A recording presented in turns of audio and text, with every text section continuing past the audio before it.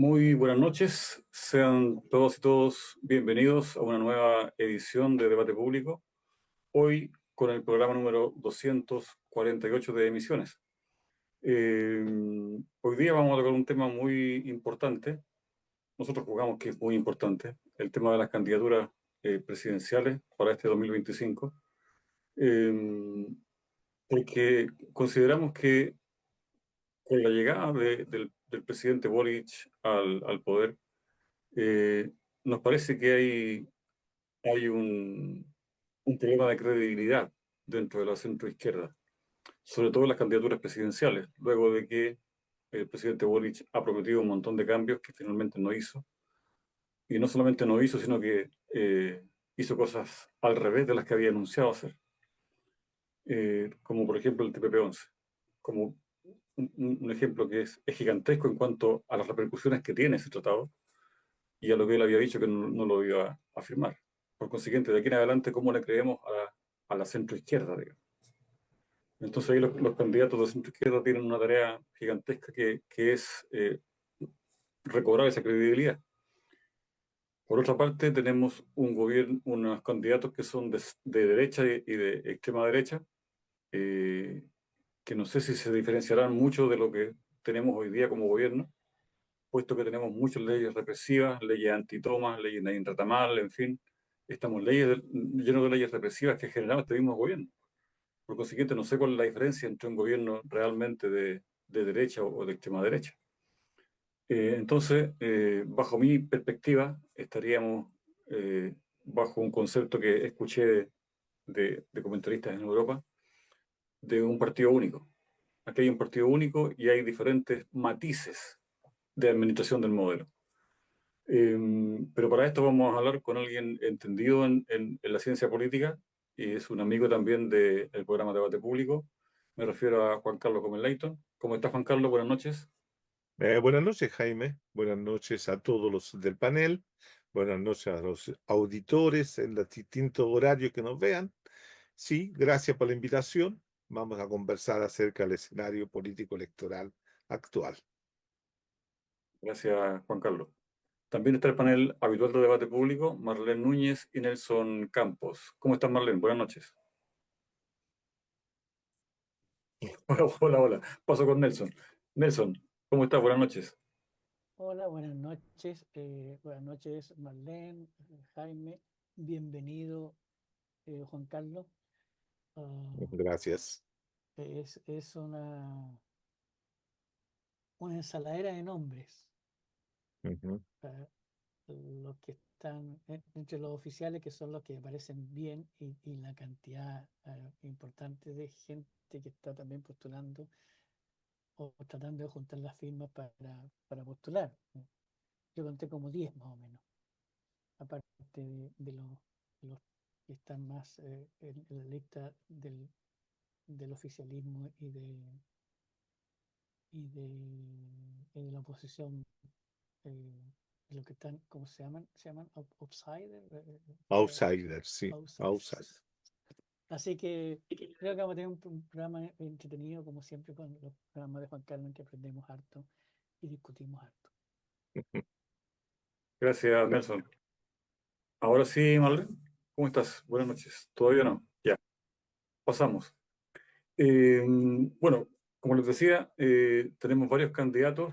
De los más connotados tenemos a Evelyn Matei, a José Antonio Cast, a Johannes Kaiser, a Carolina Toá, a Gonzalo Winter, a Janet Jara y a Eduardo Artés. Y recientemente, al parecer, la presidenta del Partido Socialista bajó su candidatura. En fin, ese es el cuadro que tenemos y queremos conocer la opinión de Juan Carlos, a ver si nos despeja un poco esta nebulosa o si coincide un poco con el análisis que se hizo en la introducción. Juan Carlos, por favor, adelante. Ok, bueno. Bueno, gracias por la invitación nuevamente. Es siempre bueno reflexionar acerca de lo que está ocurriendo al interior del sistema político institucionalizado, se reflejan en estas candidaturas que se han presentado por bloque para la participación en esta primera etapa del proceso electoral presidencial que es la etapa de las primarias. De aquí al próximo miércoles 30 debieran estar inscritos todos los candidatos que van a participar en primarias presidenciales para designar candidato por cada bloque. Y luego, ¿cierto? Están ya las primarias que no van a abarcar 2 meses de discusión, de análisis, de propuesta. Y posteriormente ya viene la carrera presidencial, activos que van a llegar a la papeleta. Y estos son los que tú nombrabas, lo más conocido. Pero hay un dato que es bien interesante resaltar, que revela un poco la pérdida de centralidad e importancia que tienen las elecciones presidenciales o las candidaturas presidenciales, que tienen que ver con este fenómeno que ha quedado relevante en algunas semanas atrás, algunos días atrás de un reportaje que hicieron en el diario El País de España acerca de que hoy día, no ayer, sino que hoy día hay 434 personas que están inscritas en el CERVEL, en el Servicio Electoral chileno, para conseguir firmas, para llegar a la papeleta. ¿Ah? Y se requieren 35.361 patrocinios o firmas de ciudadanos que no estén ligados a partidos políticos para que firmen por la persona que quiere postularse para llegar a la papeleta. Eso es un hecho inaudito, es insólito, que marca un poco la banalidad que tienen estos procesos hoy día o la pérdida eh, de sacralidad, si ustedes quieren, de lo que son los procesos de eleccionarios en la cual todo ciudadano o ciudadana se siente correctamente, legítimamente, con el derecho a postularse y tratar de conseguir esta firma. Es decir, esto es impresionante porque podría producirse un hecho extraordinario en el que algunos de estos, no los conocidos, no los habituales, que es, por ejemplo, el profesor Artés, que es habitual en los procesos eleccionarios que están buscando firmas ya porque no tienen un partido legalmente constituido que le permita llegar a la papeleta sin pasar por ese proceso, ¿cierto? Que a cualquiera otro llegara, que se produjera efectivamente un ingreso de personas que, como decíamos hace un rato atrás, los outsiders, es decir, gente que no proviene de la actividad política propiamente tal, llegaran a ser candidatos. Eso sería un hecho político fantástico. ¿Ah? Que se produjera, sería un terremoto político en el proceso. Difícilmente veo yo que mucha gente vaya a conseguir las 35.000 firmas si es que no tienen un aparato, si no tienen una estructura organizativa tras de sí que le permita salir a la calle, conseguir movilizarse, etcétera. Las redes nos dan la posibilidad de que todos aquellos que quieran trabajar a través de estos mecanismos puedan conseguir los patrocinios. Es muy complejo, es muy difícil, pero llama la atención aquello que por primera vez Recording stopped. que se haga este tipo de situaciones, ¿no? En la cual se presentan esta gente. Bueno, eso es un dato anecdótico, si ustedes quieren, pero que tiene que ver con la desacralidad de la política, la pérdida de sentido, la poca seriedad que tienen los procesos en ese aspecto. Pero yendo ya al escenario político electoral que se ha configurado, y digo que político electoral que se ha configurado en esta primera fase, voy a distinguir 3 fases del proceso electoral. La fase de la preparación de las primarias y las precandidaturas a las primarias propiamente tal y el proceso electoral final que llega a noviembre. Entonces son 3 fases. en esta primera fase, lo que hemos visto ha sido, ¿cierto?, el aparecimiento de distintos candidatos a la presidencia en tres bloques bien claros.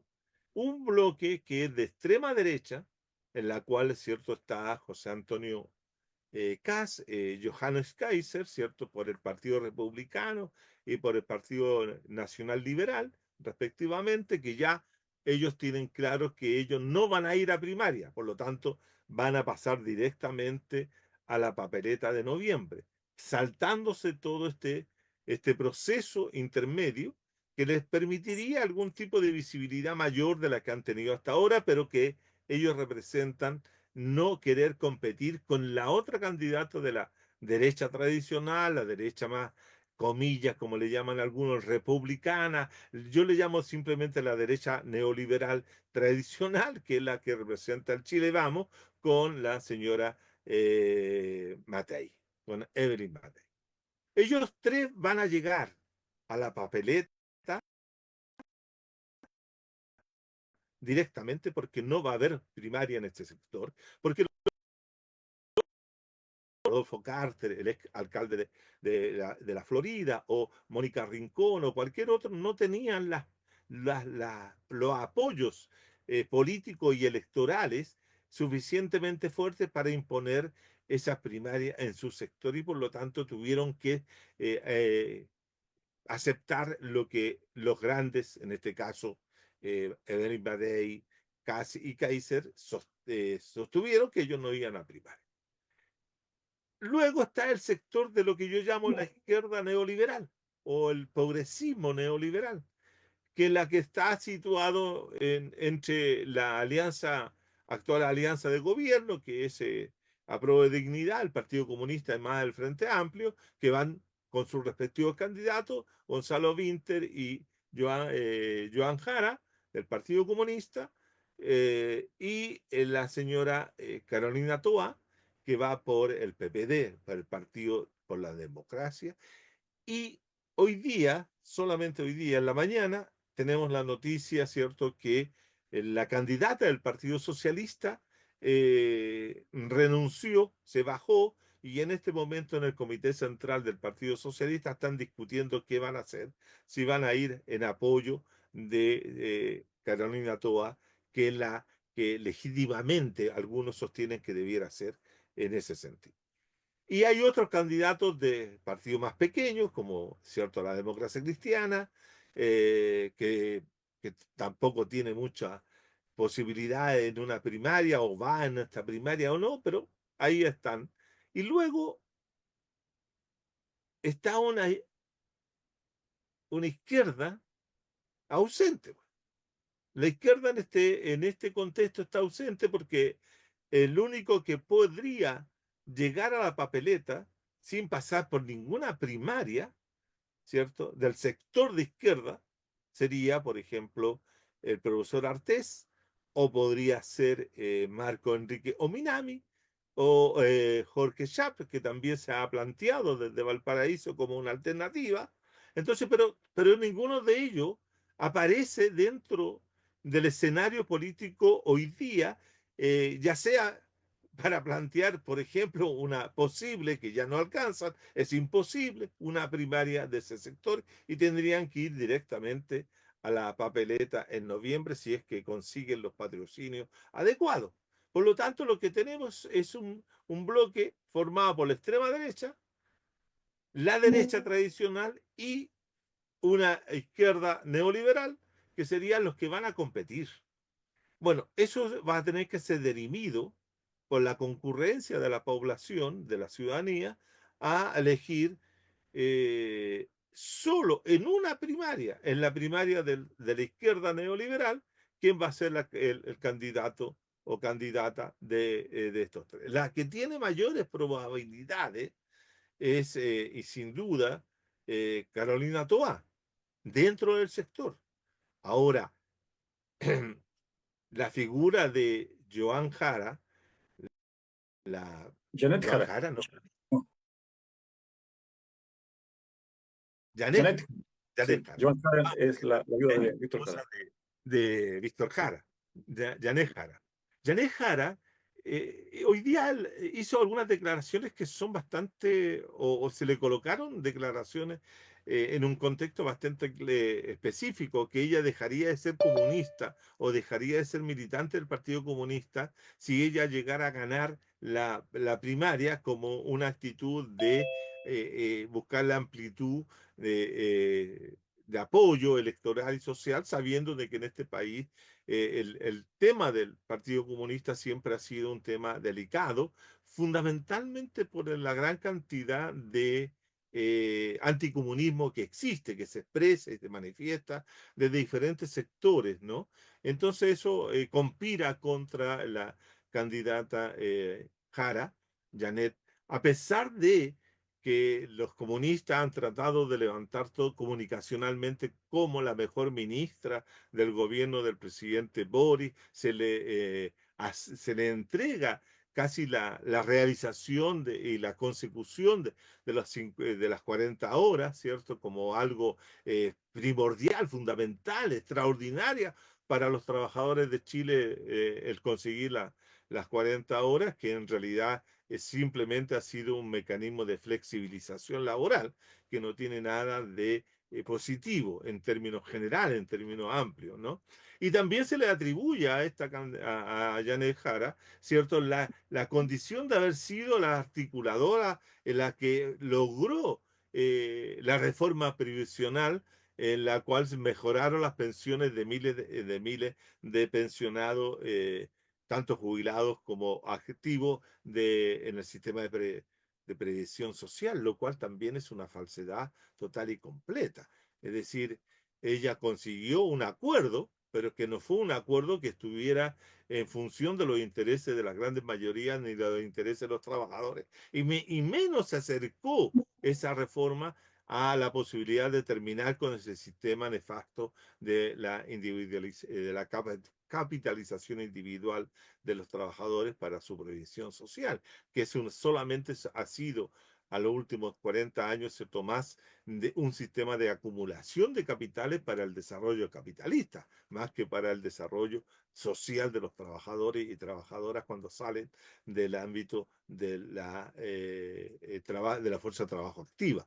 De manera entonces que a ella se le atribuyen cosas que no son, pero bueno, los comunistas se han entregado de alma total y completa al sistema neoliberal y son unos defensores del sistema más que unos reformadores. Entonces, en ese sentido, no tienen diría yo, una condición para levantar un programa que pudiera decirse que van a hacer modificaciones a un sistema, que no lo van a hacer porque no están en su plan, su perspectiva es fundamentalmente reformas, mejoras, pero para que el sistema funcione mejor de lo que estaba funcionando.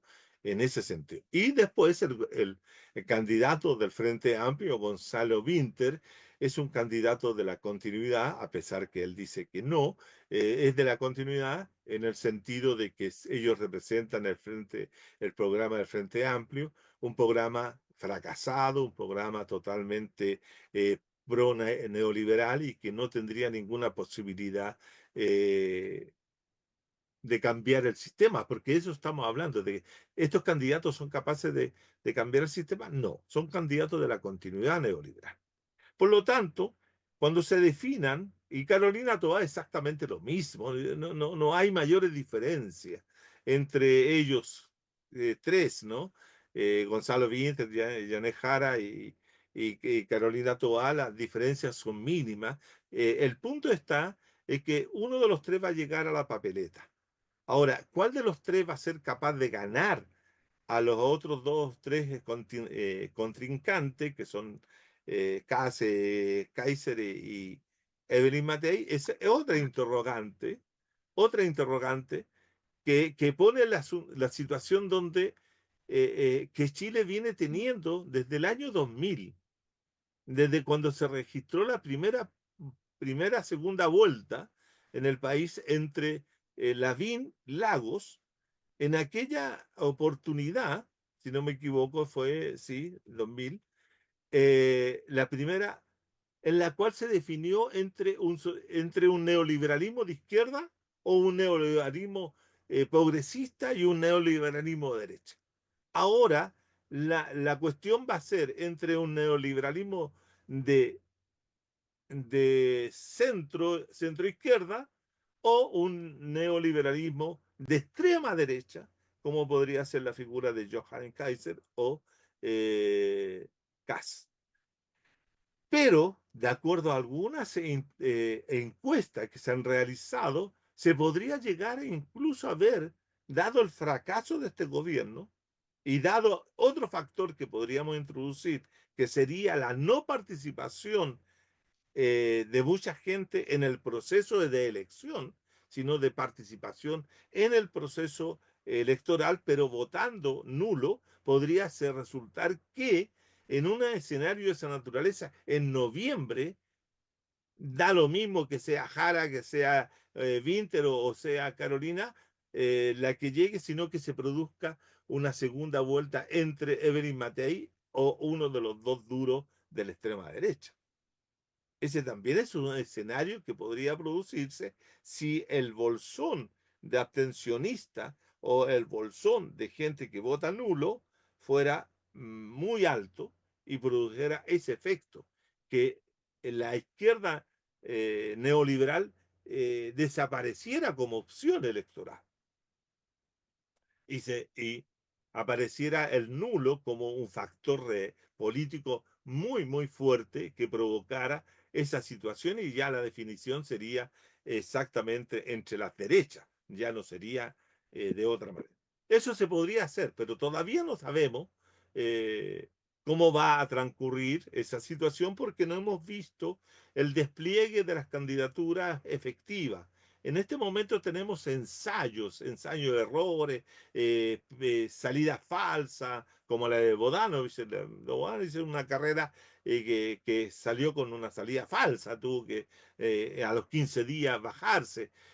Ese es lo que le sucede al Partido Socialista con la caída de la Bodanovich, tiene que ver con la pérdida de su líder natural o su líder esencial, por llamarlo de alguna forma, que era Michelle Bachelet.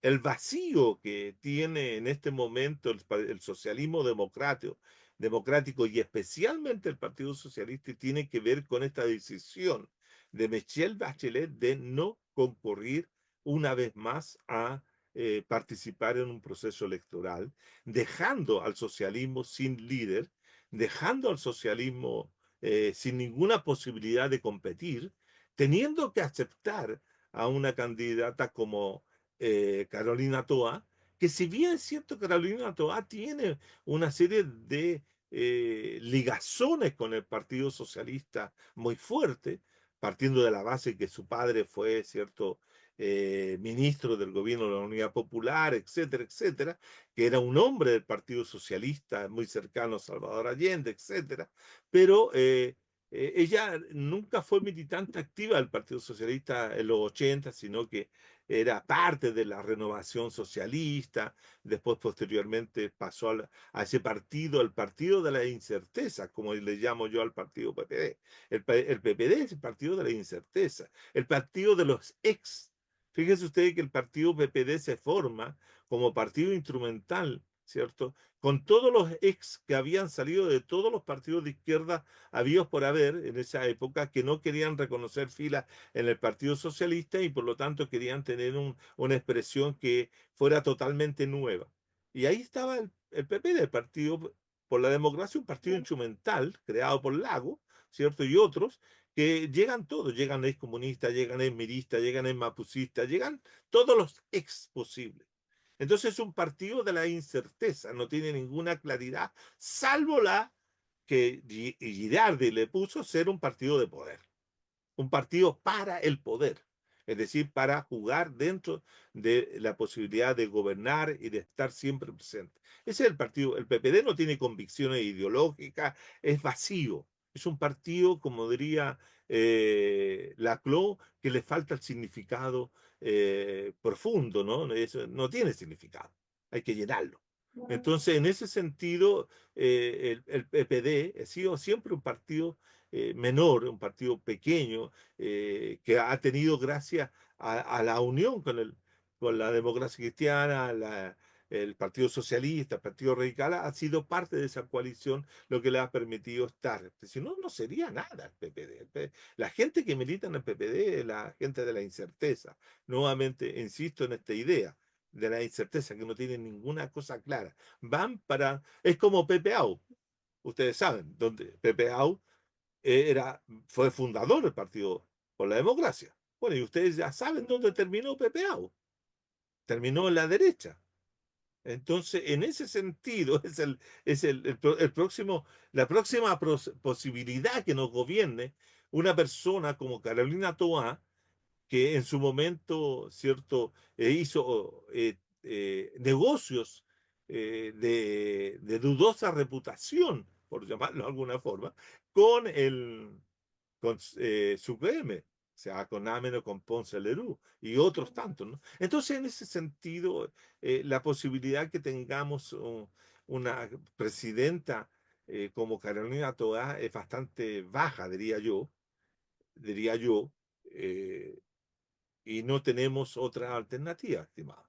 El problema sustantivo, y Jaime, Marlene y Nelson, como lo hemos conversado tantas otras veces, es que no hay izquierda en este país.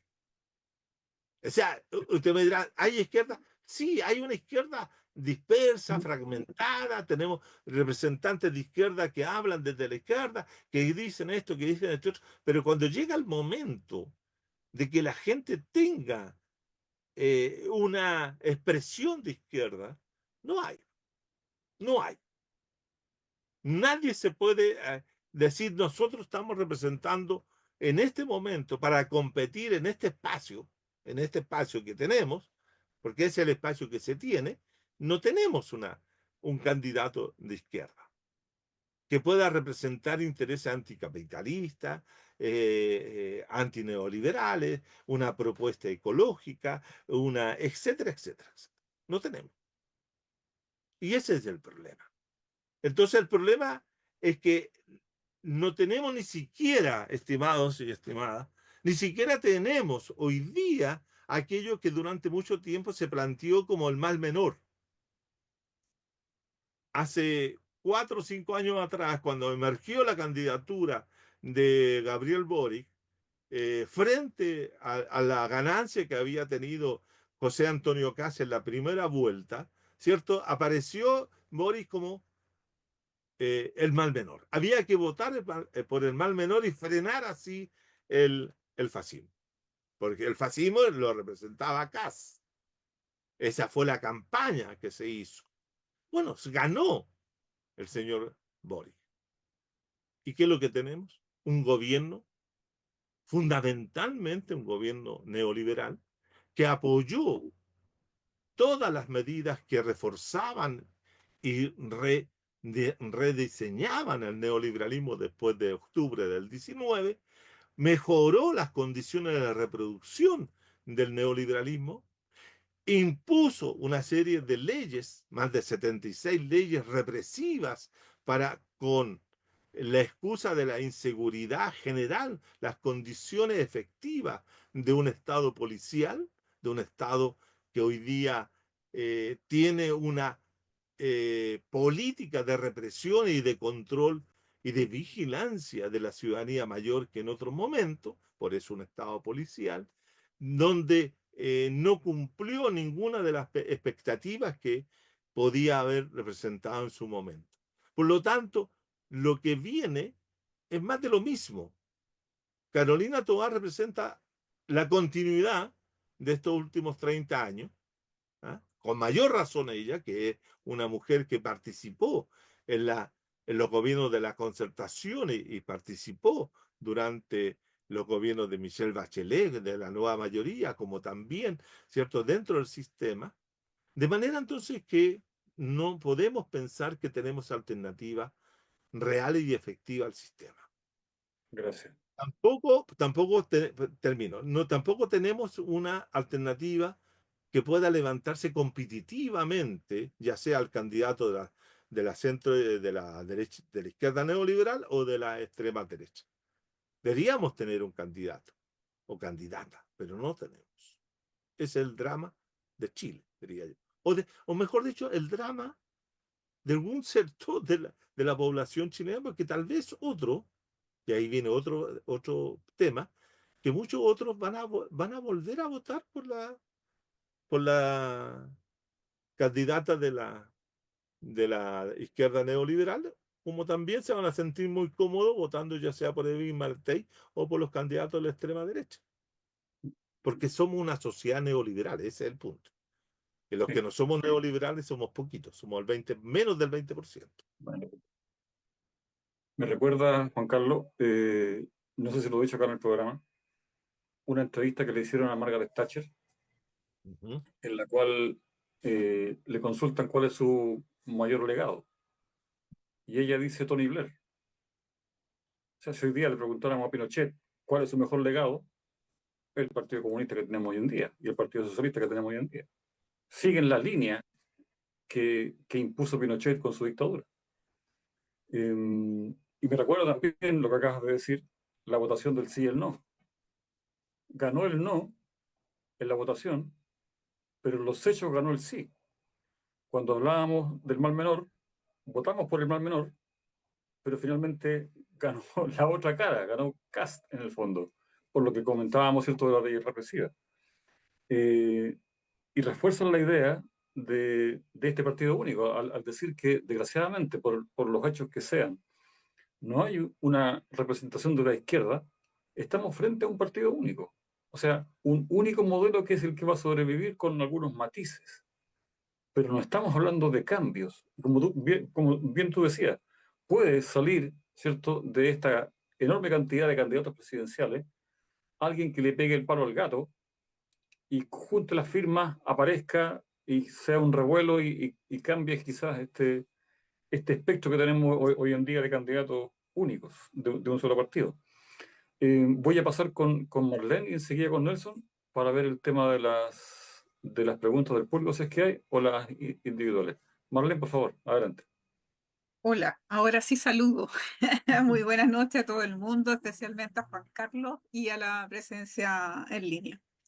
Hola, Marlene. Sí, acá hay América Libre nos envía un saludo al debate público. Y Julio Candia nos dice, ¿será correcto analizar elecciones que son ilegítimas e ilegales, sabiendo que todos los partidos políticos violaron la ley electoral 20.900 con los refichajes ilegítimos?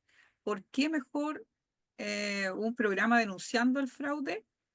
Eh, Después dice, el Estado les paga las candidaturas y más encima nosotros, los votantes, les pagamos 1.500 pesos por voto. Gran negocio. Por eso hay 200 candidatos. Bueno, hay bastante más inscritos buscando los patrocinios, bastante más de 200. Y eso yo pregunto a propósito de lo de Julio, eso, lo del fraude, ¿se saca algo con denunciar a esta altura cuando todo el mundo aceptó eso y lo pasó por debajo de la alfombra? Y en relación a las candidaturas que se han expresado acá y al loop en que estamos, ¿no es cierto? O sea, en ese círculo vicioso de no tener representatividad, porque esa es la problemática mayor que tenemos quienes queremos un cambio, ¿no es cierto?, en la manera de vivir en el país.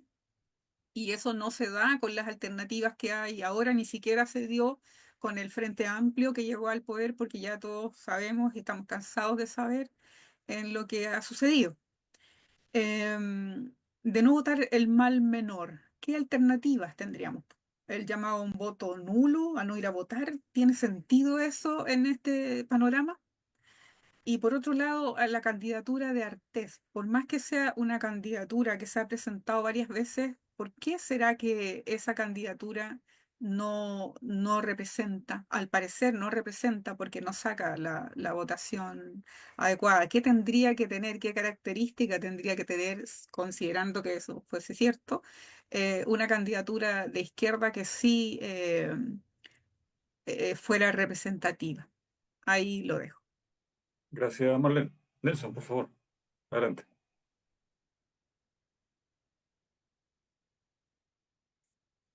O a expresar. No te escuchamos, Nelson. O no sé si yo no lo escucho. ¿Ustedes lo escuchan bien? ¿Me escuchan? No, yo no lo escucho bien. Ahí sí, con el micrófono ¿Sí? ahí sí te escucha. Ya, pero déjame acomodarlo para que esté más para arriba. Ahí se escucha mejor. ¿Ahí Ahí sí? sí. Ya. Sí, ahí sí.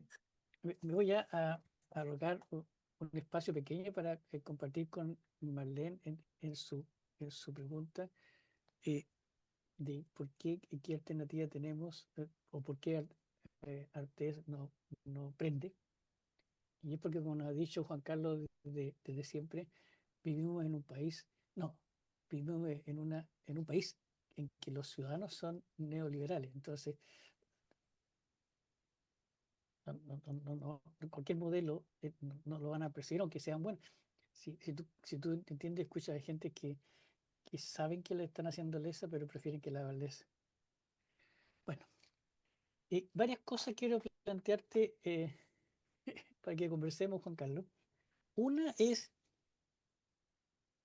desde la protección que se hacen estos dos mundos, que es uno solo, eh, es un fraude electoral y debería ser un fraude electoral esta primaria eh, que, que intentaron imponer y que no le resultó a la derecha, considerando que era una falsa primaria, porque eso significa plata que aportaba el Estado a esa primaria, sabiendo ellos que no tenía otro objetivo que aparecer y gastar esa plata en los 2 meses que hay de propaganda. Esa es una pregunta, porque yo creo que si es un fraude, yo no entiendo la gente de izquierda donde no lo está denunciando. La gente o de la centro izquierda. Otra cosa, en esto del mal menor, si uno dice ya, desde el 90 que nos están haciendo votar por el mal menor. O sea, o era Vigi, o era, no sé, Elwin creo que era. Elwin, sí. Claro. Después, o sea, nuestra historia política ha sido el cuento del mal menor. Uh, y, y, si, y si llegáramos a decir ya, voten nulo, es factible que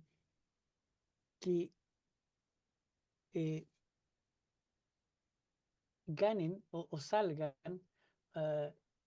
Kass y Matei para una segunda vuelta.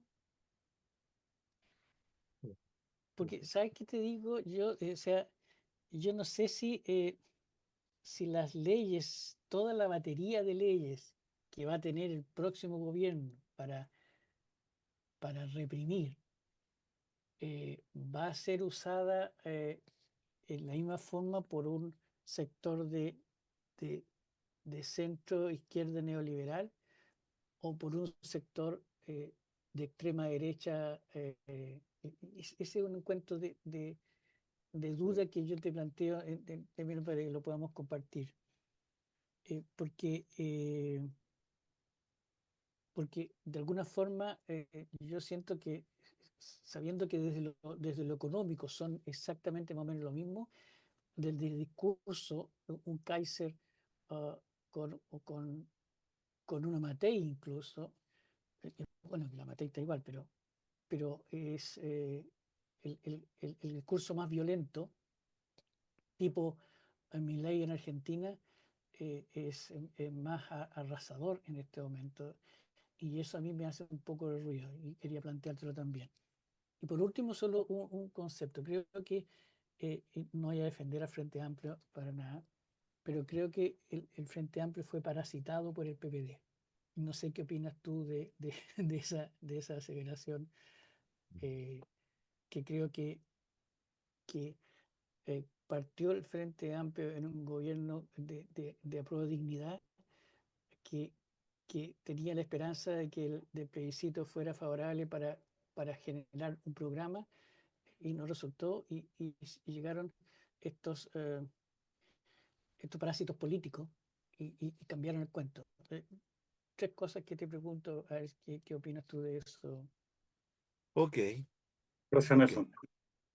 Juan Carlos, adelante, por favor. Ok, es larguísimo, en todo caso, larguísimo. Todo lo que han planteado tanto Marlene como Nelson. ¿Puedo Partiendo por lo añadir de... algo? Disculpa que interrumpa, ¿puedo añadir Sí, algo más que estaba en el sí, Facebook que no lo vi a tiempo? Mira, Rohok Hok, ese es el nombre que está definido acá.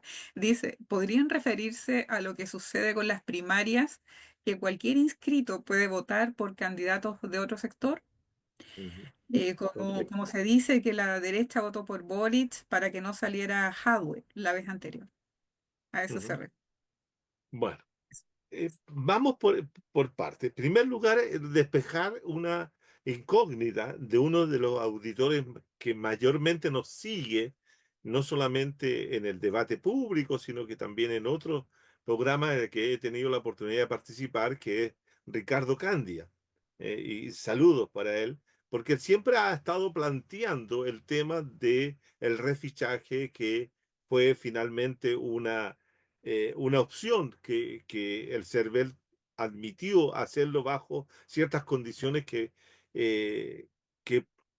comillas, podrían representar un fraude en la forma como se hizo, o es un fraude, pero que el CERVEL hizo caso omiso porque si no hacía, aplicaba la ley tal cual como se había establecido, ningún partido podía estar existiendo hoy día.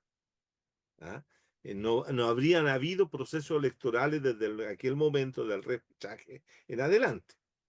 Por lo tanto, hay ciertas cosas que se hacen en los sistemas electorales, se hacen en los sistemas políticos, que tienen todos los vicios que la gente puede dar cuenta, pero que se opta por tomar una decisión en función de la continuidad del sistema. Eso es lo que se hizo en aquella oportunidad. De la misma forma como se hizo esa ley expresa para que la democracia cristiana en un momento determinado pudiera reinscribir a sus propios candidatos porque se habían equivocado, hicieron una ley expresa en los parlamentarios para que eso pudiera ser corregido. Hay distintos mecanismos que se usan en ese sentido. Eso solamente le diría yo a Ricardo que avala la deslegitimación que tiene este sistema a lo largo del tiempo. Una deslegitimación que va pasando de deslegitimación a legitimación, etcétera. Es un constante ir y venir en ese proceso, en que los articuladores, los gestores del sistema lo manejan de una manera muy adecuada y hacen presentar cada una de estas cosas como si fueran legales, pero aunque tienen vicios de ilegalidad, pero que no a ser denunciados por actores que tengan poder efectivo, que puedan influir y incidir, pasa a ser casi unas denuncias permanentemente señaladas, pero nunca tomadas en cuenta por el propio sistema, ¿no? Eso referido a ese tema el refichaje de nuestro amigo Kant. En otro punto de lo que decía también Marlene, que tiene que ver con, y ahí lo uno con algo que decía también Nelson, que tiene que ver con las primarias, ¿no?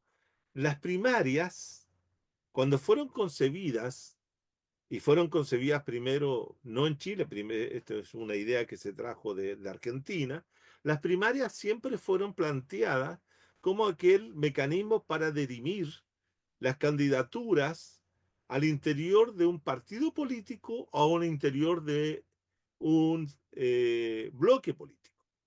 Es decir, tenía todo el objetivo de darle participación ciudadana o participación directa a los militantes de un partido para que estos eligieran al candidato o candidata, ya sea para X o cual cargo público. Es decir, era un mecanismo que buscaba terminar con la designación de candidatos por parte del comité político o por el comité central o por un grupo de pequeños de personas que tomaban la decisión de que estos eran los candidatos y todos los demás tenían que votar, sino que generar la posibilidad de que las candidaturas emergieran desde el fondo social, como se podía llamar, ¿no?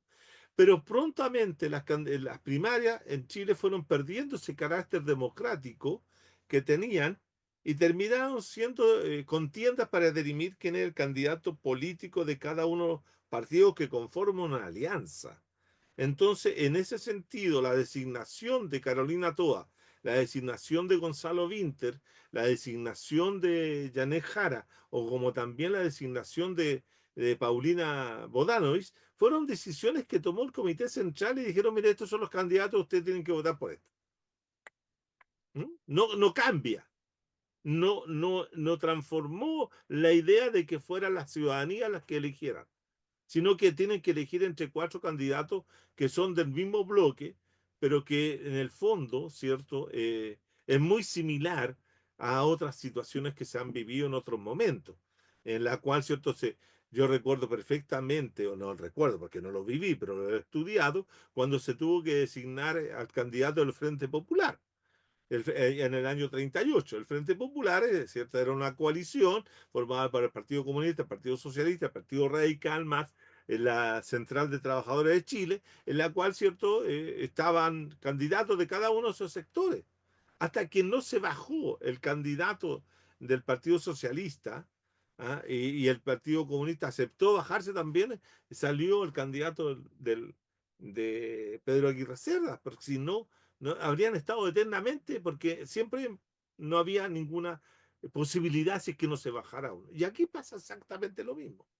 Aquí la posibilidad de que Carolina Toa salga es porque se baja uno, que se puede bajar Yanejara mañana, se puede bajar Gonzalo Vint, pero realmente es algo que traiciona la idea misma de que la ciudadanía sea el tema que tiene, que es un poco lo que planteaba Nelson acerca del fraude, tiene que ver con el hecho de que todos los ciudadanos pueden votar, independientemente si son militantes o no de los partidos que están participando en la primaria. Es decir, en la primaria de la centro izquierda o de la izquierda neoliberal puede votar toda la gente que quiere, incluso la gente de la derecha. Por eso existe también aquello se dice permanentemente de que ya es como un mito urbano, que habría que probarlo. Yo no he leído, no tengo conocimiento de ningún estudio serio que demuestre que fueron a votar la gente derecha, fueron a votar por Boric para que no saliera Jadwe. ¿Ah?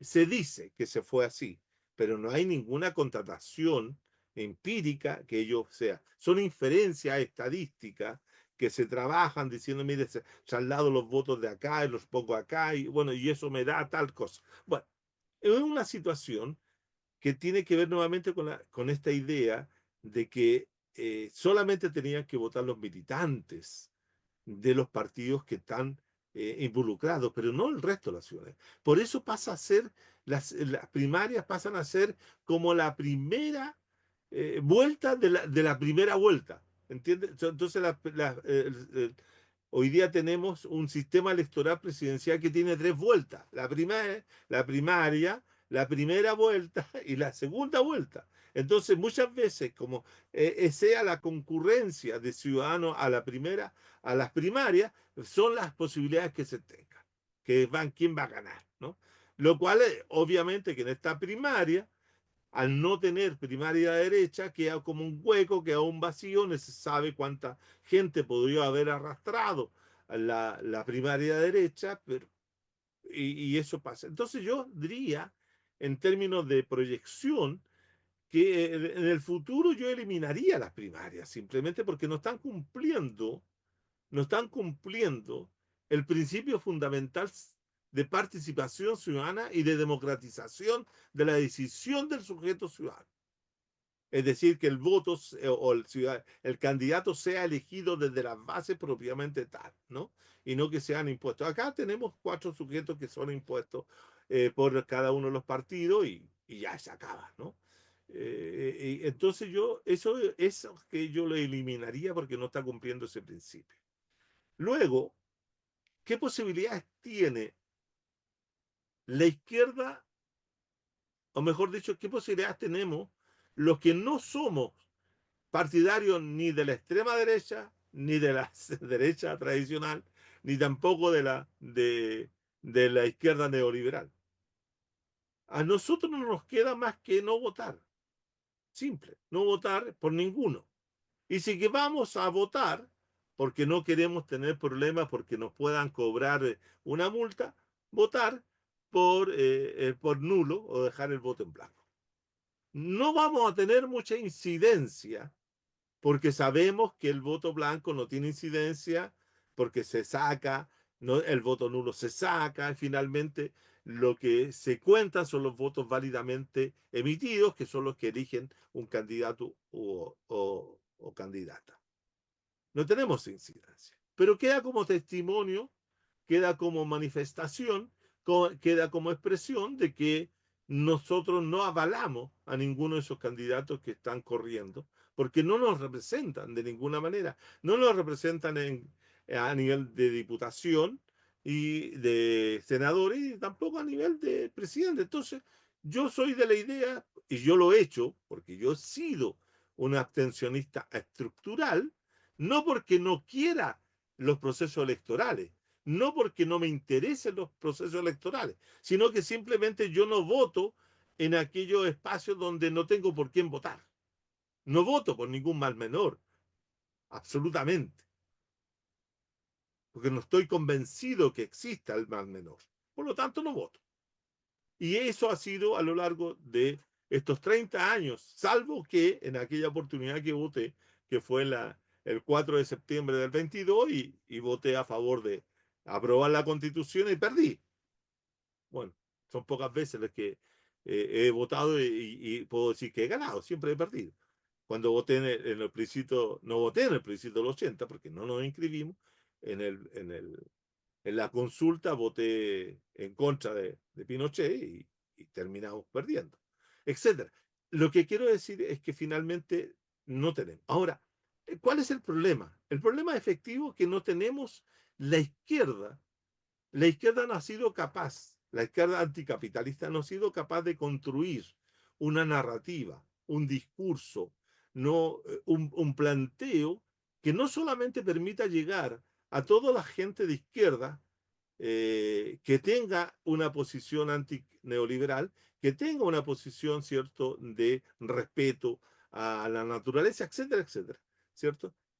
Pero sí avanzar hacia otro sector, ser capaz de hablarle a las generaciones actuales, cómo podemos concebir un programa de cambio que sea atractivo para los jóvenes de 18, 19, 20 años, pero no los jóvenes radicalizados, sino los jóvenes que no están radicalizados, a esos jóvenes que hoy día son neoliberales, como decía. ¿Cómo podemos plantear aquello?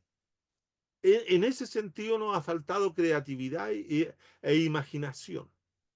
No podemos solamente decir y convocar a esos jóvenes por el tema del cambio climático. No solamente podemos decir por el tema de la lucha por la nacionalización o la renacionalización de nuestras riquezas básicas. Son temas que tal vez a ellos no les llega. ¿Cuáles son los temas que les llega a la juventud hoy? ¿Cuáles son a la gente de mediana edad, de 30, 35, 40 años? ¿Cómo podemos llegar a ellos? Yo tengo la impresión de que eso hace que al compañero Artés, por mucha voluntad, por mucho planteo que haga crítico, la crítica es buena, pero hasta cierto límite, porque después ya se vuelve una situación que no tiene posibilidad de ofrecer una alternativa que no sea solamente la crítica.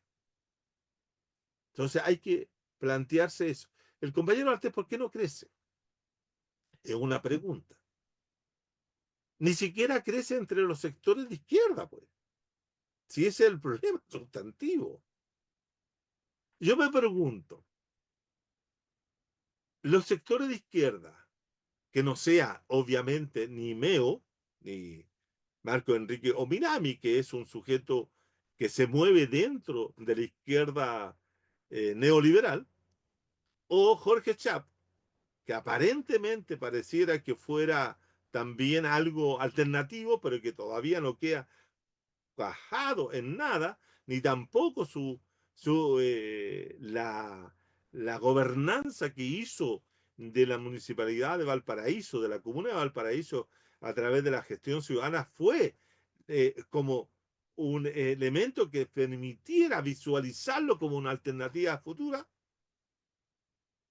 Yo tengo la impresión de que si nosotros comparamos la gestión de Daniel Jadwe en la comuna de Recoleta y la gestión de Jorge Chap en la comuna de Valparaíso como gestiones gubernamentales de espacios comunales, me parece que la de Daniel Jadwe tiene muchos más aciertos que la de Jorge Chap. ¿Ah? La de Jorge Chap quedó al debe en todo lo que significó una alcaldicia ciudadana, etcétera. Por lo tanto, Jorge Chap tampoco tiene, digamos, credenciales que nos permitan visualizar en esa gestión lo que podría haber sido un proyecto de gobernatura nacional propiamente tal. Y por lo tanto, a uno dice ahí, ¿qué pasa? Ahora, las izquierdas tienen capacidad de unirse para conformar ese proyecto. Hay gente que sí tiene voluntad de hacerlo, pero cuando hay un tema, y esto lo quiero decir con mucho respeto, compañeros y compañeras, hay un tema que tiene que ver también con las experiencias logradas y, y en, y en los que en las cuestiones que no hemos quedado pegados. Yo creo que la izquierda, un sector de la izquierda chilena se ha quedado pegado en temas que no le permiten ver los nuevos temas. Ver cuáles son las nuevas cuestiones que deberíamos estar tratando, que deberíamos estar analizando para poder proyectar una alternativa. Porque cuando se plantea qué podemos superar, por ejemplo, en el caso del neoliberalismo, se nos plantea la posibilidad de la reindustrialización. Bueno, yo digo es una alternativa, pero discutamos. Discutamos si es posible una reindustrialización del país. ¿Ah? Discutamos si efectivamente lo que el país requiere es eso. Eh, nos cuesta como despegarnos a muchos y a muchas, les cuesta despegarse de lo que fue la experiencia del siglo XX. Yo tengo la impresión de que algo extraordinario ocurre en que no podemos ofrecer nada nuevo. Y lo que ofrecemos siempre, es lo que yo he dicho en otra oportunidad, es como una utopía del pasado.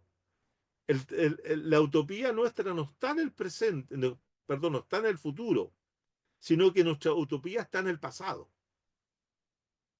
Es el problema de la izquierda. La, el problema que tiene la izquierda neoliberal es que su utopía está en el presente. Y la utopía de la izquierda neoliberal es el presente neoliberal.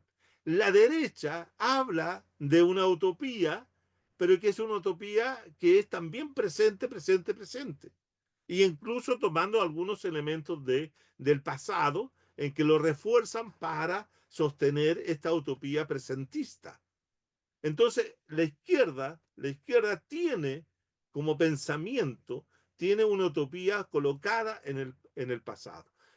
Cuando, por ejemplo, cuando se habla de la existencia, por ejemplo, del el tema del movimiento popular. Entonces se plantea de que el movimiento popular, entonces yo me pregunto, ¿existe el movimiento popular, compañero? ¿Qué es eso que llamamos movimiento popular? ¿Cómo se configura, cómo se estructura el movimiento popular?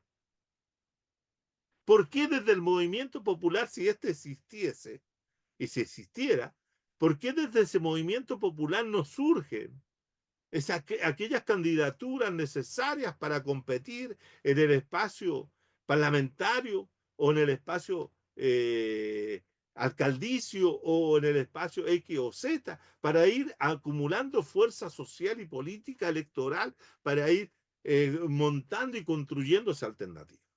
Me parece que el movimiento popular, cuando uno escucha a determinados compañeros y compañeras, el movimiento popular solamente existió en el pasado. ¿Capta? Movimiento popular hoy día en el presente, desde mi punto de vista, no hay. No está. Fue pulverizado, si ustedes quieren. Y se ha mantenido en una situación de fragmentación y de dispersión a lo largo de estos últimos 30 o 35 años, o 50 años.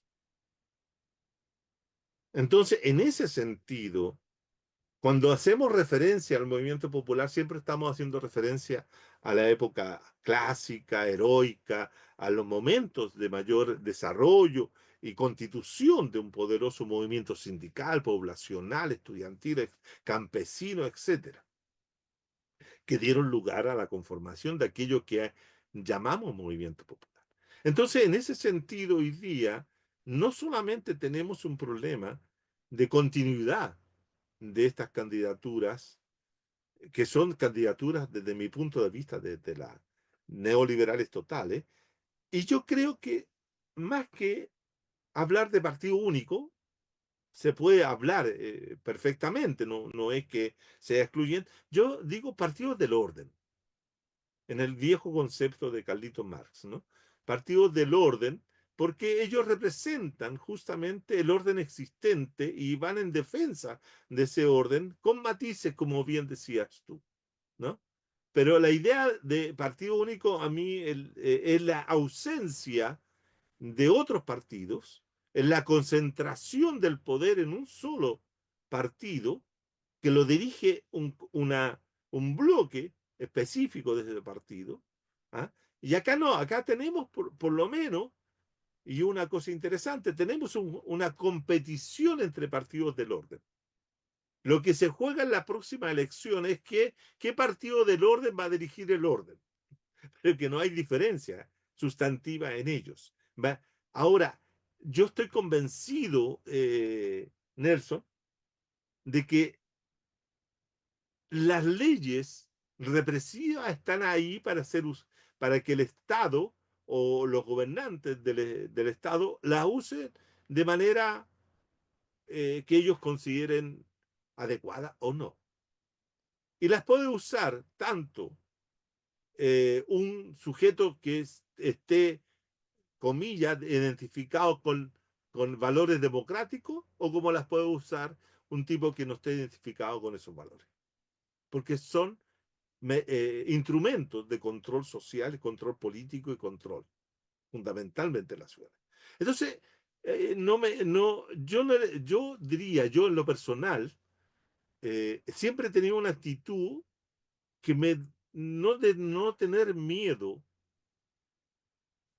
no tener temor a que gobierne un tipo de derecha o que gobierne un tipo de la izquierda neoliberal, porque es exactamente lo mismo.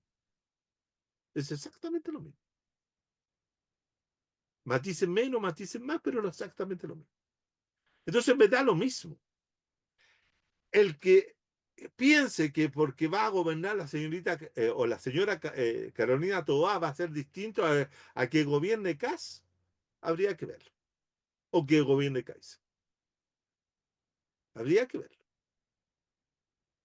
Entonces, el tema es plantear aquella duda, porque en aquella duda está el tema del voto del mal menor. No, votemos por Carolina Toá o votemos por alguien de la izquierda neoliberal porque va a tener una contención democrática. Tal vez sí, tal vez no, uno no lo sabe. No sabe cómo actuar. Entonces, ¿por qué ¿Por qué tener que darle el voto a una persona que va a ser la continuidad de lo mismo? Y ahí es donde se juega psicológicamente y discursiva el tema del mal menor. Ahora, yo quiero hacer una aclaración. El mal menor, cuando se constituyó en Chile, cuando surge en Chile, surgió como una medida de la derecha y no de la izquierda.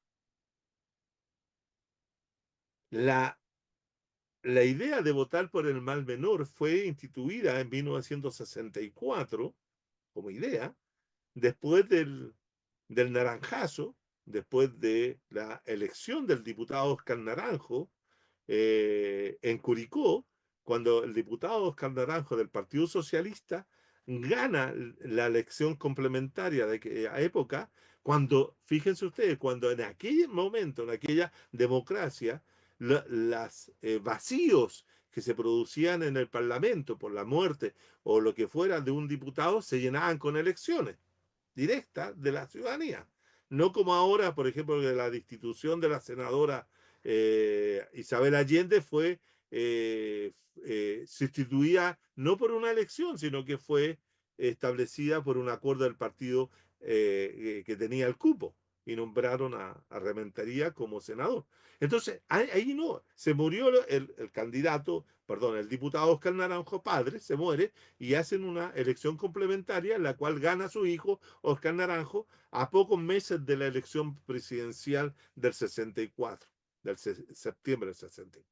Y en una elección a tres bandas, aunque iba Eduardo Frei por un lado, con la democracia cristiana, Salvador Allende y el FRAP, y Durán, candidato Durán, Julio Durán, que era por el Partido Liberal y el Partido Conservador. En aquella oportunidad, los asesores del gobierno, perdón, los asesores de la candidatura de Julio Durán le recomiendan al Partido Conservador y al Partido Liberal que retiren a Julio Durán y que voten por el mal menor. ¿Y cuál era el mal menor? Era Frei Montalva. Y, y Julio Durán baja la candidatura y después la vuelve a reponer pues, diciendo que él tenía que respetar a su elector, etcétera, etcétera. Pero la derecha en masa vota por Frei Montalva y le da una alta votación, pero Frei tuvo un dato que hay que decirlo, que fue muy importante. Dijo, yo, que no lo hizo, por ejemplo, este señor Boric, porque no hubo un sector político que decidiera votar por él, sino que fueron alianzas políticas que se movilizaron para votar con él. Entonces, por lo tanto, en ese sentido, Boric era continuidad de otras situaciones, pero no era mal menor. Para la izquierda era mal menor. ¿En relación a qué? ¿La izquierda iba a votar por Kass? No, iba a votar por alguien que fuera, que representaba su idea. Por lo tanto, Boric nunca fue mal menor. El único mal menor en Chile ha sido Eduardo Frei Montalva. Nunca más hubo un mal menor. Por lo tanto, aquellos que dicen que venimos votando, como decías tú, Nelson, que venimos votando del 90, no. En los 90 la gente votó por Elwin. No hubo un sector de derecha que dijera vamos a ir a votar por Elwin para que no salga Vigi. No. Se compitió a tres bandas, era, si no me equivoco, Elwin, Vigi y el Frafra, el Rasuri, la centro-centro. Y por lo tanto ahí se eligió, entonces ahí no hubo mal menor. Luego, en la elección de Frei Ruiz Tagle tampoco hubo mal menor. En el año, en la elección de Lagos, Lavín, ¿cuál era? ¿Hubo mal menor? Tampoco hubo mal menor. Entonces, en ese sentido, esta idea de que hemos ido votando por el mal menor también es equívoca. Es equívoca. La gente ha votado por lo que quiere. Ese es el punto. No ha habido un sector que haya renunciado para votar por otro. como fue en el caso del 64. Insisto en ese punto. Por lo tanto, que acá salga Matei, perdón, salga, si bien digo, si salga Matei, va a ser lo mismo que la Carolina Toa, exactamente lo mismo. No va a haber mayores diferencias. Ahora, si sale este señor Kaiser, que es un peligro, que es realmente un sujeto que no tiene límite en ninguna de sus planteos, ninguna de sus posiciones, es un peligro realmente para la ciudadanía en todos los aspectos, puede ser que sea así. Ni siquiera, fíjense ustedes, ni siquiera Milei, ni siquiera Bolsonaro han sido capaces de hacer todo lo que dijeron antes. Porque también en las sociedades y en los estados liberales hay contrapesos. Es una frase que uno siempre, un planteo que siempre uno hace en función de lo que es Estados Unidos. En Estados Unidos siempre hay contrapesos.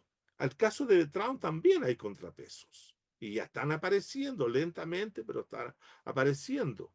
En el caso de Milei, el Poder Judicial ha sido un contrapeso fundamental. Yo lo he dicho en otra oportunidad, el Poder Judicial en ninguna de las medidas que Milei ha querido imponer ha logrado tocar el Poder Judicial. Ha intentado tocar el poder de las universidades. A pesar de los recortes que ha hecho, tampoco ha logrado desestructurar a la universidad argentina. Entonces, hay límites, hay límites. Y te digo una cosa más que es sociológicamente posible. En una, y se puede hacer con una situación comparativa. Fíjate que los mayores estallidos sociales o reventones históricos, como lo llama el maestro Salazar, ¿cierto? Que han habido en Chile en los últimos tiempos, se han producido bajo gobiernos de derecha. El mayor fue en el 11 contra Piñera, que fue la gran rebelión de los estudiantes universitarios de la generación del Frente Amplista, y que fue un remesón histórico, totálico y completo, precedido, por cierto, por la Revolución Pingüina, pero que en términos de estallido, en términos de lo que significó todo ese proceso y todos los cambios que produjo al interior de la estructura de poder del neoliberalismo en aquella época fueron significativos. Y el otro gran estallido, bueno, es de octubre del año 19, que es bajo el gobierno de nuestro amigo Piñera. Nuestro amigo, digo yo en forma coloquial, ¿no? Entonces, parece ser que los tiempos de la revuelta, los tiempos de la manifestación social, la emergencia de los descontentos, de las rabias, de las iras, de los enojos, parece ser que es mejor tener en gobiernos de derecha que en tener gobiernos de la izquierda neoliberal, que tiene mecanismos de control, desarrolla otros mecanismos de control, tal vez más sutiles, más invisibles. Por ejemplo, esto de no, nosotros hicimos las 40 horas. Ay, a todos los trabajadores y todos los trabajadores pro comunistas están convencidos que la Yané Jara hizo eso. No, miren, nosotros hicimos la, la reforma previsional, pues. Pero sin darnos cuenta que tanto la reforma previsional como las 40 horas y otras medidas que han adoptado son mecanismos de reproducción del sistema, sutilmente establecidas, puestas como y publicitadas como éxitos para la clase trabajadora. Entonces yo digo, yo prefiero, te lo digo honestamente, yo prefiero tener al enemigo claro, concreto, al frente, que tener estos gobiernos que han sido mentirosos, gobiernos que te han engañado, gobiernos que han vendido, ¿cierto?, de mejor manera el sistema, que han convencido de que están haciendo transformaciones y lo único que están haciendo son consolidar sistemas de dominación neoliberal.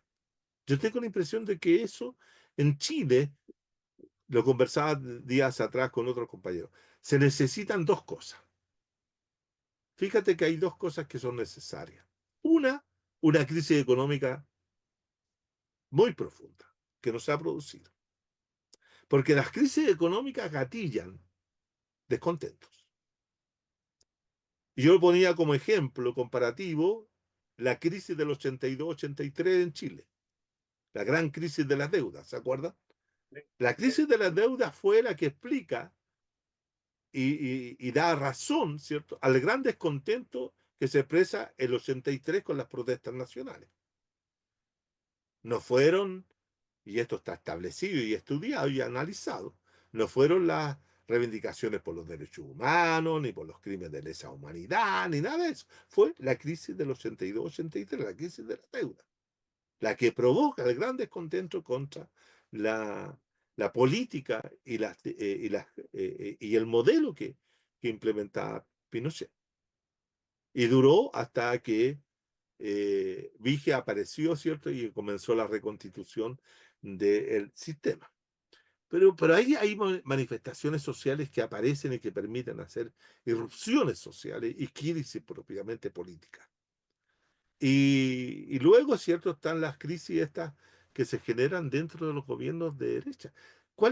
No hay, hasta el año 2007, que fue el Transantiago, una alta manifestación del Transantiago, como también la rebelión pingüina del 2006-2007, ¿cierto? Son algunas expresiones de algunos momentos de rabia o manifestaciones contra el gobierno de la presidenta Bachelet, que rápidamente son solucionados con soluciones de mercado, etcétera, y después vienen las grandes manifestaciones contra el gobierno de Piñera.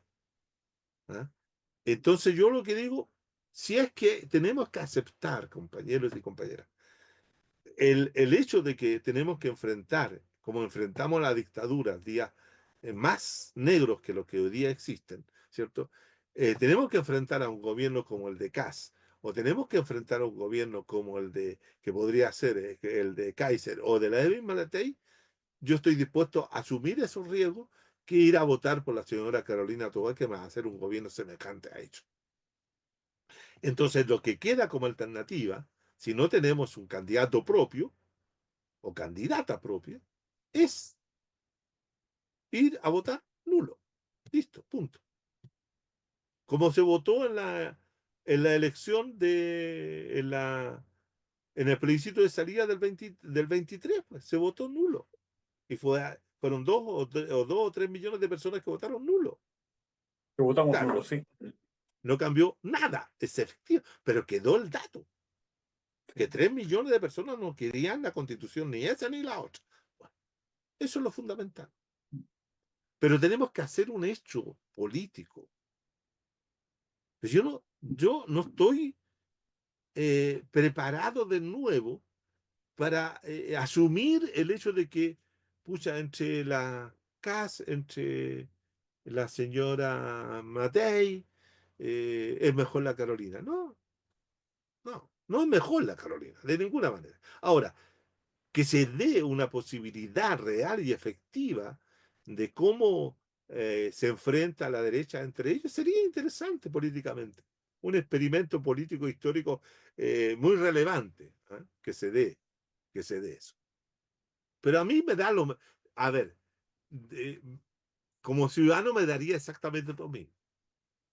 Porque hemos vivido y seguimos viviendo, ese es el tema. Nosotros seguimos viviendo durante 30 años en una democracia neoliberal, con actores neoliberales, con ciudadanos neoliberales.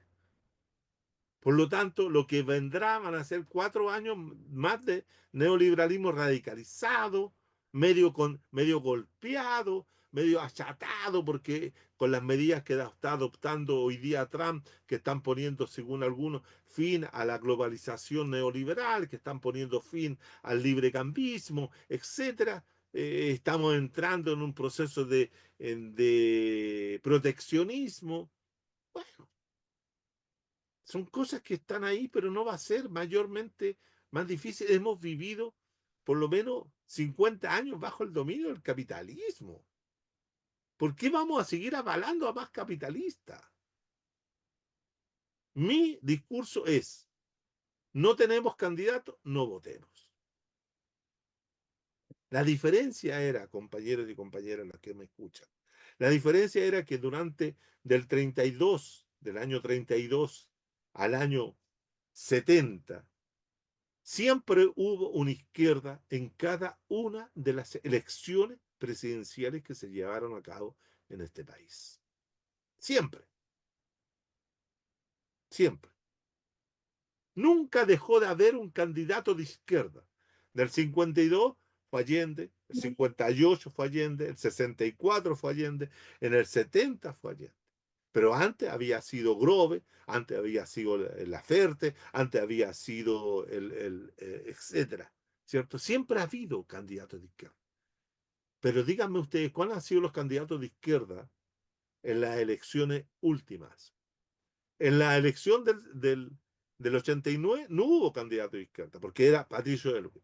En las elecciones, cuando sale Eduardo Frei, si no me equivoco, iba, eh, creo que Manfred Manef, iba el cura Pizarro, ¿ya? También por la izquierda, o izquierda muy debilitada.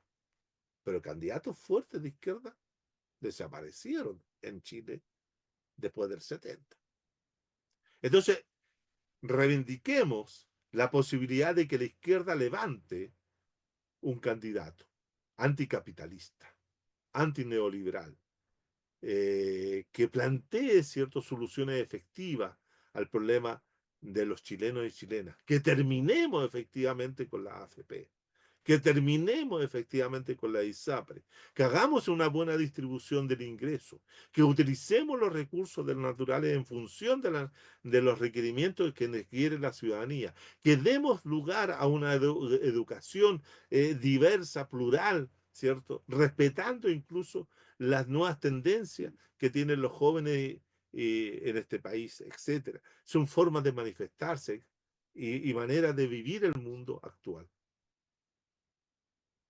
De lo Gracias. contrario, no vamos a llegar a ningún lado. Gracias a ustedes por escucharme. Bueno, muchas gracias, Juan Carlos. Muy interesante, muy profunda también la reflexión que hace. Eh, y coincide mucho con lo que decía Nelson al comienzo, así como en broma, que es un país totalmente neoliberal, así que ¿qué esperamos? No hay esperanza. Eh, sí, el trabajo que hay que hacer políticamente es profundo, eh, y no se ve viso de que esto vaya a cambiar pronto.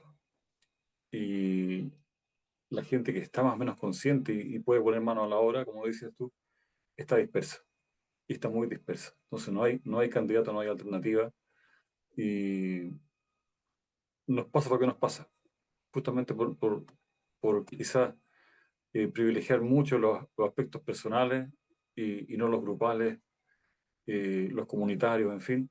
Llegamos a estos escenarios en que no hay candidatos para la izquierda y tenemos a un pueblo totalmente convencido de que el neoliberalismo sirve. Ese es el problema. Yo creo que dio las claves del programa Nelson en la intro también. Eso, agradecerte, Juan Carlos. Voy a pasar con Nelson y Marlene para los minutos de cierre porque nos queda muy, muy poco tiempo. Parto contigo, por favor, Nelson. Un par de minutos para el cierre. Me hace mucho sentido lo que dices, Juan Carlos, de esta izquierda que vive con propuestas del pasado en un presente que se le pone muy difícil, y por lo tanto ah, no tenemos una propuesta como izquierda real y factible de poner en práctica. Ah, entonces la izquierda, esta izquierda neoliberal cae en el juego de tratar de hacer algo, y no hace nada. Entonces, yo creo que eh, eh, el éxito o el cambio tiene que venir con propuestas de izquierdas estructuradas en la realidad que estamos ahora. O sea, ¿qué cambiar ahora? No usando los argumentos de antes, a lo mejor las ideas centrales de antes, pero actualizadas. La izquierda no se ha actualizado en el discurso. Y eso creo que es la tarea que viene para adelante. Gracias, Nelson. Marlene. Muchas gracias, Juan Carlos, nuevamente por la presencia acá, por la conversación. Gracias también a la presencia en línea y especialmente las gracias a las personas que colaboraron ahí en el chat. Saludos también para cada uno de ellos y para los que están viendo y no colaboraron también. Sí, está bien complejo y no solo se trata de, o sea, obviamente que el que no haya una candidatura de izquierda, eh, está claro que no hay ya, pero no basta, es decir, no va a salir del sombrero una candidatura de izquierda. Lo que tiene que haber es un movimiento, es decir, no sé si, si el pueblo neoliberal que tenemos hoy quiere decir que es una candidatura de izquierda también. Es decir, en el fondo hay que generar un movimiento contra la hegemonía, ¿no es cierto? Contra lo que hay y que está exacerbado ahora. No solo acá en Chile estamos pasándola mal, sino que toda la organización institucional mundial está, está en crisis, ¿ya?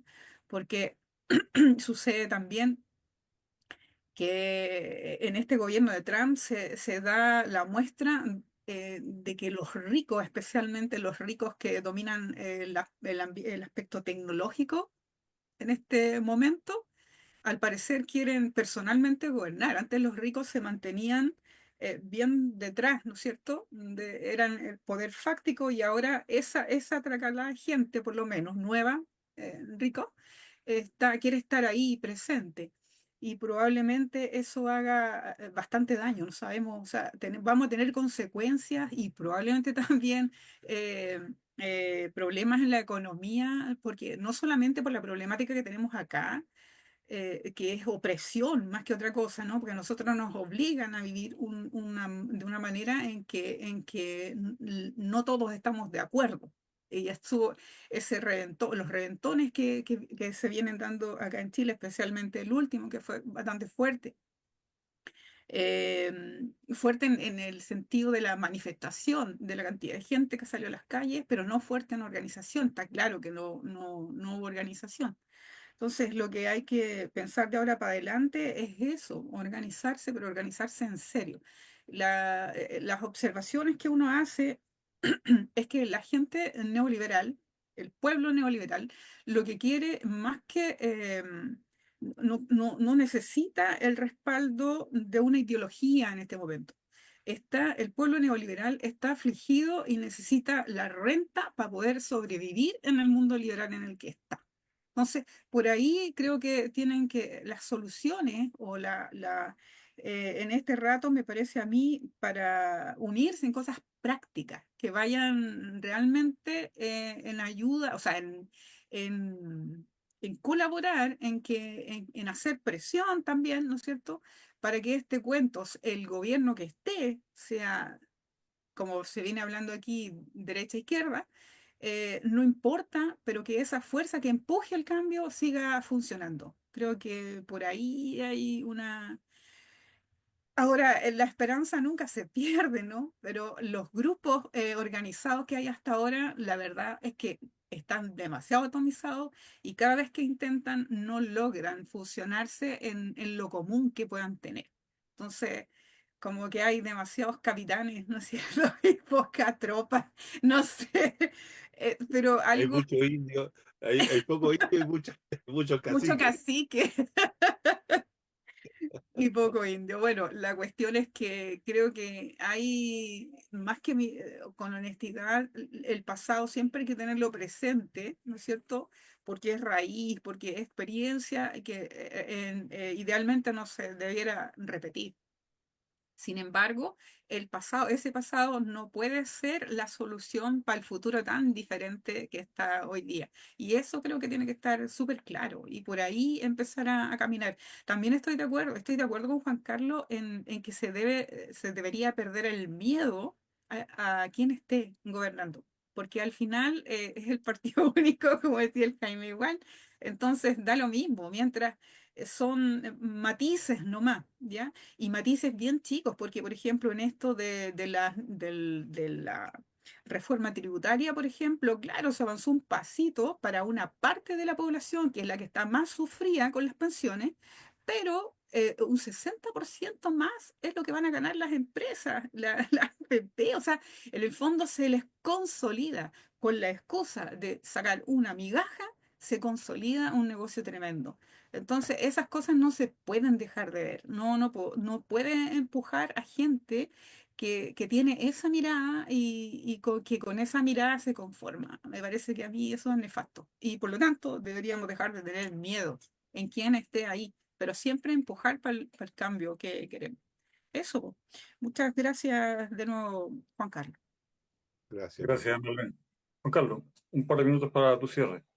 Sí, y gracias nuevamente por la oportunidad.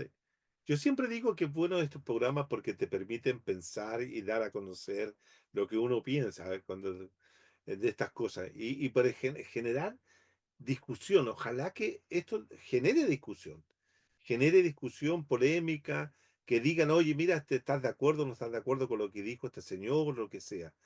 Porque es la única forma de poder dar pasos hacia adelante, ¿no? Y no poner posiciones en las cuales ya no, está totalmente equivocado, que sabe, que no tiene idea, lo cortamos, no lo invitamos nunca más a hablar porque este no habla como nosotros. Yo creo que el hablar como nosotros significa tener diversidad. Y eso es lo que nosotros tenemos que lograr avanzar para conseguir algo. Esto, como digo, esto, perderle el miedo no solamente al tema de quién gobierna, sino dejar de discutir si es bueno o malo participar en procesos electorales. Yo digo, los procesos electorales son necesarios dentro de un sistema como el que está, pero si ese sistema te da la oportunidad de tener un candidato o candidata que represente los valores, los intereses, las motivaciones, la voluntad, la identidad de nuestros sectores, bienvenido sea. Pero no condenar al instrumento por la ausencia de lo que no tenemos. Porque es re fácil decir no vamos a ninguna elección porque no se llega a ninguna parte. Claro, no se llega a ninguna parte porque no se tiene con qué llegar. Ese es el punto. Entonces la excusa de no participar muchas veces está dada por el hecho de que el instrumento es malo. No, los instrumentos son instrumentos y deben ser puestos al servicio de una causa. Y creo que nos hace falta la causa. La causa es acumular grandes cantidades de fuerza social y electoral para ir avanzando en un programa, en un proyecto, en un sistema que nos ayude a salir del fango que nos encontramos. O si no, siempre vamos a estar en el fango y vamos a desaparecer en él. Y yo no me quiero desaparecer en él, y ustedes tampoco, ¿no? Pero no quiero llegar a los 80 años pensando que pucha, pudimos hacer algo y no hicimos nada. Tenemos que empezar a construir, pero a construir como dejando aquello de lado, eso de que decía Jaime, de los egos y de lo que decía Marlene, de los caciques. Cada uno quiere ser cacique, todos quieren ser caciques, todos quieren dirigir, pero nadie quiere trabajar. Ese es el tema. Yo creo que la izquierda chilena lleva empantanada mucho tiempo y que es una lástima, porque no es posible lograr conversar con la gente para que la gente pueda pensar que hay opciones en aquellos que se presentan o quieren hacer algo diferente. Ese es nuestro triste presente. Muchas Y gracias, Juan Carlos. no quiero tener seguir manteniendo este presente gris y oscuro. Gracias a ustedes nuevamente. Buenas noches, Marlene. Buenas noches, Nelson. Coincidimos Jaime. harto, Juan Carlos. Fue muy potente la reflexión que hiciste al final. Está en nuestras manos finalmente. Está en nuestras manos y si no dejamos eso claro, nos van a seguir pasando por encima. Debemos tomar conciencia y armarnos de las ganas de cambio. Ese es el punto. Las ganas de cambio. Cuando tú llegas a un callejón sin salida, tienes que buscar la posibilidad de saltar la valla, porque si no, no hay salida. Y viene de frente el camión ese como en Matrix hacia la cabina telefónica. Tienes que encontrar una salida. Y la salida justamente parte por la conciencia de cómo estás viviendo y de que no eres el único que está viviendo así, sino que hay millones de personas que están viviendo bajo este mismo sistema opresivo y represivo. Y que una salida humana, viable y sensata es posible. Es posible, si nadie está pidiendo que la cosa volvamos a la guillotina, en fin, no. Aunque algunos se la merecen, pero no volvamos a eso. Bueno, esa es mi reflexión final. Muchas gracias, Juan Carlos, por haber estado acá con nosotros hoy en día. A ustedes los invitamos para un nuevo programa de debate público el próximo lunes. Nos vamos, no sin antes decir que el debate público está en solidaridad con todos los presos políticos mapuches, con todos los presos políticos de la revuelta, con todas las personas que han perdido total o parcialmente la vista a causa de la represión de carabineros, PDI y Fuerzas Armadas, con todo quien haya sufrido atropellos de sus derechos humanos y evidentemente en solidaridad con la búsqueda de Julia Chuñil. Nos vemos el próximo lunes a las 21 horas. Gracias, buenas noches, que estén bien. Chao, chao. Chao, buenas noches. Chao, chao.